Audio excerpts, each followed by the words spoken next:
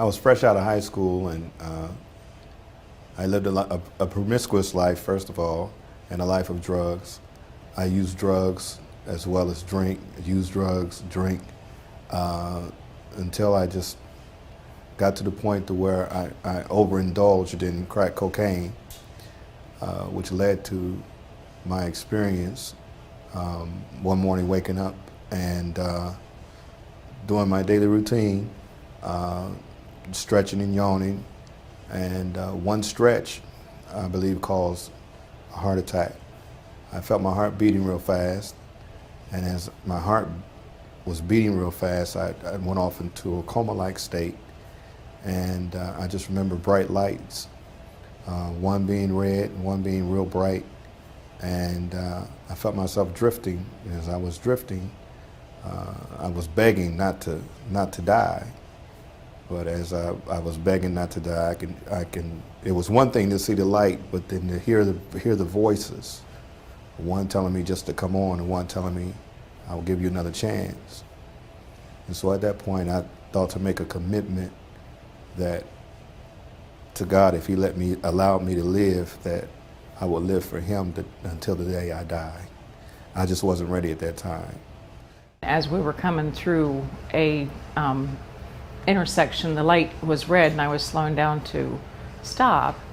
And when I took my foot off the brake and then put it on the gas to go ahead and, go and kind of coast through the light, the last thing I remember is taking my foot off the brake, and I was coasting through the intersection, and then the next thing I knew, I was in a different place. It was kind of like sheer material all around me. It was a light, and it was like a golden color, and it was kind of like what I think of as being in a cocoon. It was really warm, and I could see someone just on the other side of the material, or on the outside of the cocoon, that I knew was my dad. After it seemed like I had been there for quite a while, I remember looking down to my left and looking, pretty far down, and I could see my family. They each, had their own combination of colors that were, like swirling around their bodies and yet coming out in rays. And that was when I knew that it was time to go back. And the next thing that I knew, then I was waking up and the nurses were telling me that I had been in a wreck. It was Sunday, May 5th, 1991. I was in Brookside Estates off of 161 at a friend's house. We were home alone. We started playing in the hot tub. The ends of my hair got caught in the pump of the hot tub. It pulled me underwater. I remember being underwater, looking out of the water. The friends I was with thought that I was joking. Once they realized I was stuck, one of them ran downstairs to get scissors. The other one went to call 911. 911 actually had failed that day and never responded. It rang busy. They tried over and over again. I probably held my breath for a minute, a little over a minute, and I can remember saying to myself, I can't hold it any longer. I'm going to let it in.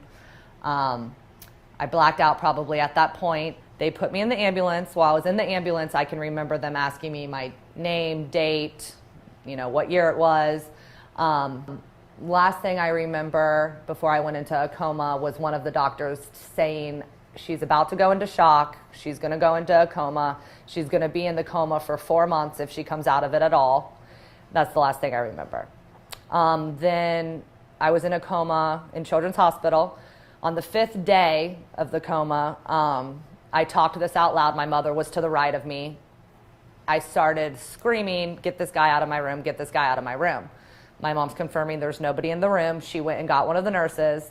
As I looked up, laying in the bed, a guy, he was very tall. He has long dark hair, a long dark beard, trench coat. He had red eyes, and he had a knife. And behind him was a bright light. As he was walking towards me, the light got stronger and stronger. I'm screaming, get this guy out of my room, get this guy out of my room. To the left, I look up to my left and I see an image. There was really no body, a lot of white. It was a girl. She was probably my age, 10 or 11. She had blonde hair and blue eyes, and she looked at me and smiled.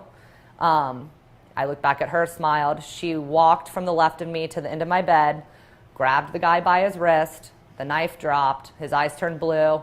He turned around, walked out of the door. The light did follow him out the door. Shut the door, which didn't really get shut, and that's when I woke up from my coma. When I saw the guy come into my room, I think that was my choice, whether to live or die. And obviously I chose to live, and I believe there is a reason behind that. I don't know what it is yet. I have not found it yet, but I truly believe there's a reason why I'm here.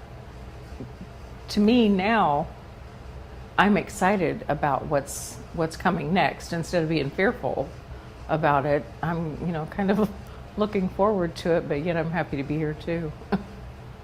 I think at that point I became a hardcore believer that one can really die and not come back. But I had the opportunity to come back to share it, and I'm glad that I did.